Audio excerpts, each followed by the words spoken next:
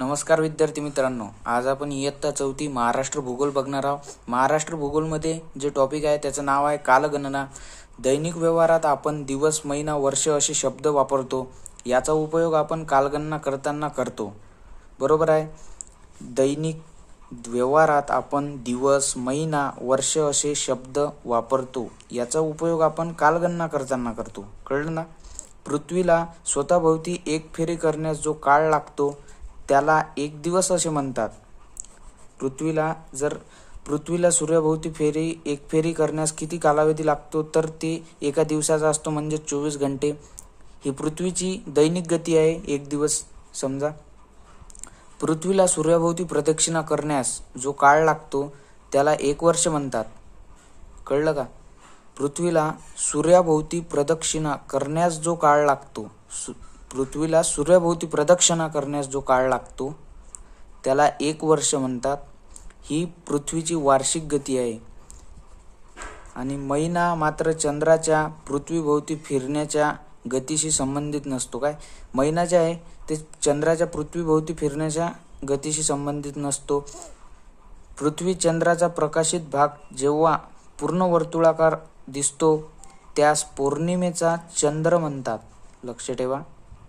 पृथ्वी चंद्राच्या प्रकाशित भाग जेव्हा पूर्ण वर्तुळाकार दिसतो त्यास पौर्णिमेचा चंद्र म्हणतात व त्या रात्रीस पौर्णिमेची रात्र असे म्हणतात, लक्ष ठेवा। नोट्स करून घेऊ शकता तुम्ही, नोट करून घेऊ घ्या। पृथ्वीवरून चंद्राचा प्रकाशित भाग जेव्हा अजिबात दिसत नाही ती अमावस्या होय। काय पृथ्वीवरून चंद्राचा प्रकाशित भाग जेव्हा अजिबात दिसत नाही ती अमावस्या होय। त्या रात्रीला अमावस्येची रात्र म्हणतात। एका अमावस्येपासून दुसऱ्या अमावस्येपर्यंतच्या काळात चंद्राने पृथ्वीभोवती एक फेरी पूर्ण केलेली असते। या काळास महिना असे म्हणतात, लक्ष ठेवा। एका अमावस्येपासून दुसऱ्या अमावस्येपर्यंतच्या काळात चंद्राने पृथ्वीभोवती एक फेरी पूर्ण केलेली असते। या काळास महिना असे म्हणतात। आणखी एक कालगणनेचे एकक आपण वापरतो ते म्हणजे आठवडा होय। तुम्ही नोट्स करून घ्या मित्रांनो, मी जे सांगत आहे ते नोट करून घेऊ शकता तुम्ही। याचा कालावधी 7 दिवसाचा असतो। काय आठवड्याचा कालावधी 7 दिवसाचा असतो, हे सर्वांना माहीत आहे। 7 दिवस झाल्यानंतर 8व्या दिवशी नवीन आठवडा सुरू होतो। आठवड्याचा चंद्राच्या अथवा पृथ्वीच्या गतीशी संबंध नसतो। काय आठवड्याचा चंद्राच्या पृथ्वीच्या गतीशी काहीच संबंध नसतो।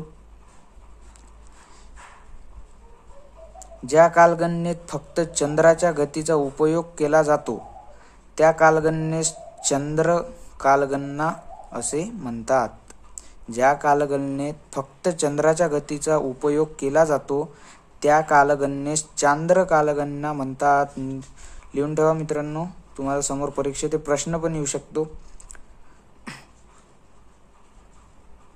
तर आता आपण इथपर्यंत आलेलो आहोत। याच्यानंतरचा आपण उद्या पाहू किंवा यानंतर मी जे व्हिडिओ अपलोड करेल त्यामध्ये पाहू शकतो। जर तुम्हाला याच्या समोरचं पण पाहिजे असेल, याच्यात इंटरेस्ट येत असेल तर कमेंट फक्त यस म्हणून टाकून द्या, मी तुम्हाला समोरचा व्हिडिओ बनवून देईन। व्हिडिओ आवडल्यास चॅनलला सबस्क्राईब करा। माझं काही चुकलं असेल बोलताना तर मला माफ करा, कारण मी नवीन यूट्यूब चॅनल चालू केलेलं आहे। चला तर मग भेटू आता समोरच्या व्हिडिओमध्ये।